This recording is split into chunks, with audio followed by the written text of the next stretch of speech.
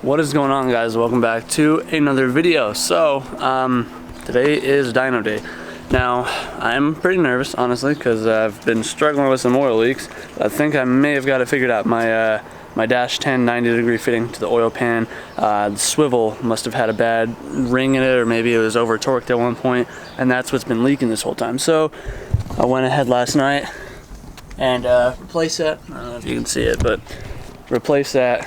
Idled it for a bit, didn't see any drops forming, so I'll really find out when I drive it here in a minute, because I gotta go pick up my injectors from AUS Injection or Injector Dynamics or whatever they're called out here.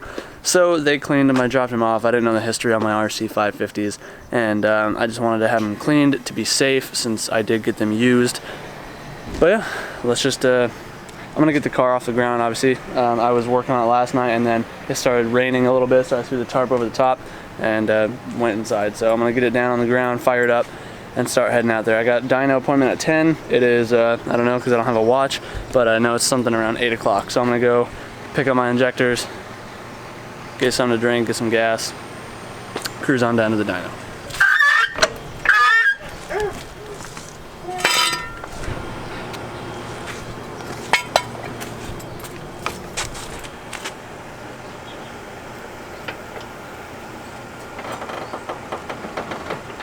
Saw a few of you guys raise a little concern about my valve lash.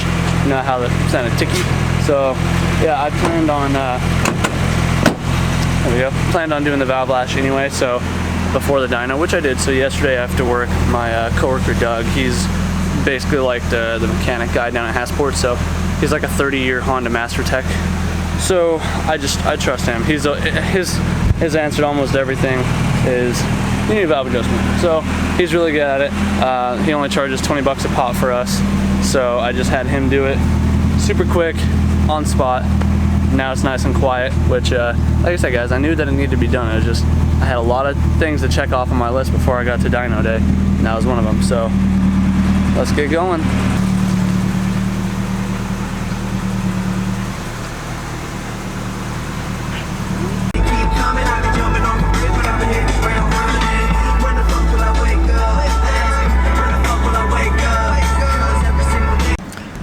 Got the injectors now. Turns out one of them was leaking, so I mean, it's not like they were numbered, but on their sheet here it says injector 3 was leaking, and now they are yeah, now they're all good to go. I mean, I don't really know what I'm looking at, honestly, but the numbers don't really lie. So we're good to go. I'm just waiting, killing time now. I got another 40-ish minutes till I can go to the dyno. So I'm hanging out here at the mall that's pretty much across the street, and I'm gonna just sit here. And I shut the car off so that way I could let the oil drain back for a while and see if those fittings leak. So I'll find out here shortly, but we'll be to the dyno shortly. Really wish I would have had time to clean the car up a little bit. It's covered in mud. The inside's covered in mud and tree pebbles. Friggin' gross. Alright, so I'm going ahead and putting the new injectors in, pulling the old ones out right now, and getting this thing ready.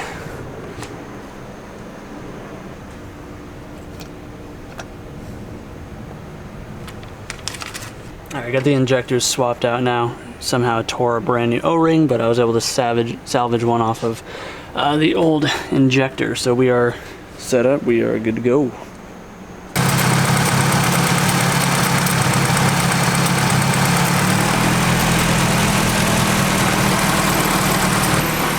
So he's just gonna go through the normal low-end drivability type stuff, you know, get the idle situated, do all that, all the boring stuff, really. So I'll take some B-roll shots here and there, and then I'll update you guys when we start doing some pulls.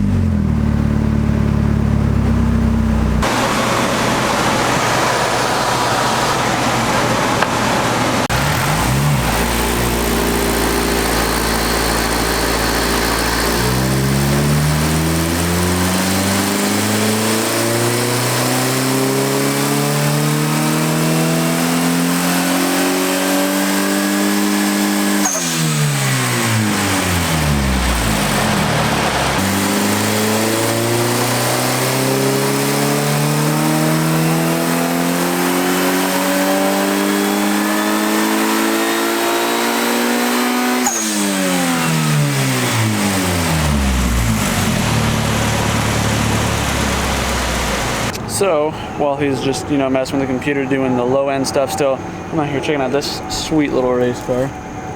Dual side exit. So one on that side and one on this side. That is really sick. I really like that.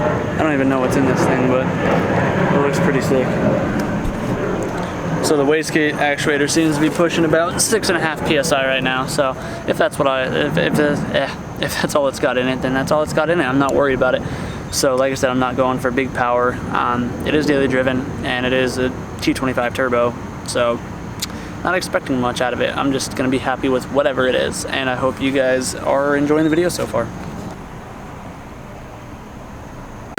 When you're actually in boost, what numbers would you say are ideal for the AFRs? AFRs, you want to do like 12.5 and below. In boost? Yeah. Okay. Yeah, and then these 14s and 15s when you're driving. Okay. Yeah. So what are you going to be adjusting, just the cam timing? Yeah, see if we get any power with it.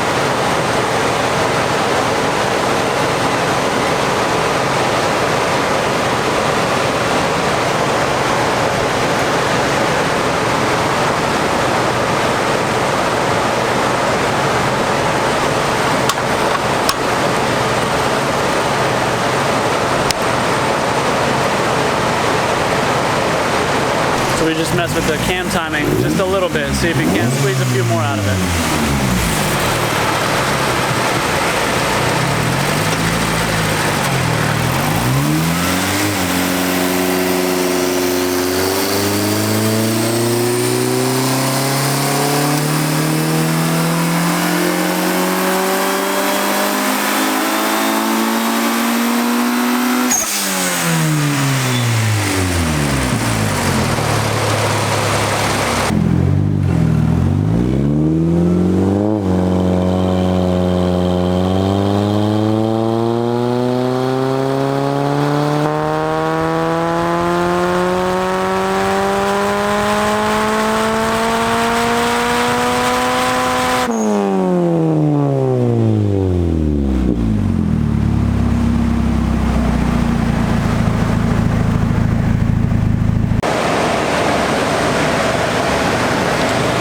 Just the exhaust cam you just did? Right. Cool.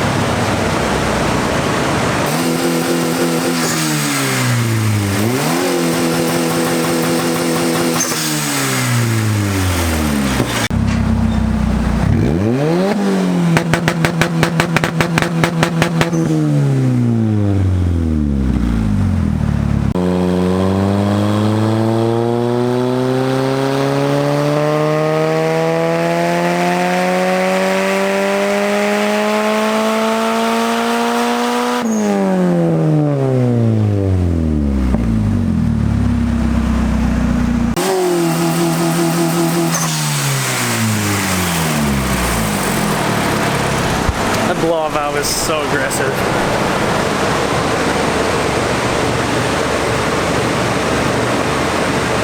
So we ended on a mid mount, more or less. Yeah, not bad. Yeah. So turbo efficiency. Well, either that or the turbo. Yeah. Yeah, either we're losing boost. Yeah, so next time I'll be sure to have, I mean the manifold is my choice, but yeah, I'll get that other turbo rebuilt and then definitely fix these oil leaks. But sweet. So we maxed at 2 away. We're 3 away from what my K20 makes. I'm stoked nonetheless. So guys, just left the dyno. I am overall happy with the results. I've learned a lot, and one of those things I learned is that my oil leak, not fixed. Turbo needs to be rebuilt correctly. But we still walked away with 188 pounds of torque, which is literally 2 pounds from maxing out this clutch. This clutch is only rated at 190 foot-pounds. And then 208.12 horsepower, and that's at the wheels, it's not at the crank. So let me clear this up really quick before any of you guys start throwing bad comments down. One, I don't care about numbers. I told you guys that in the first place.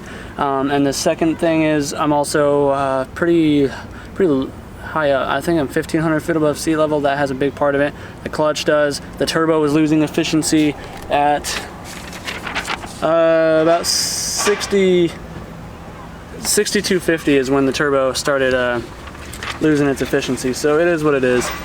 I'm stoked. Let's go home.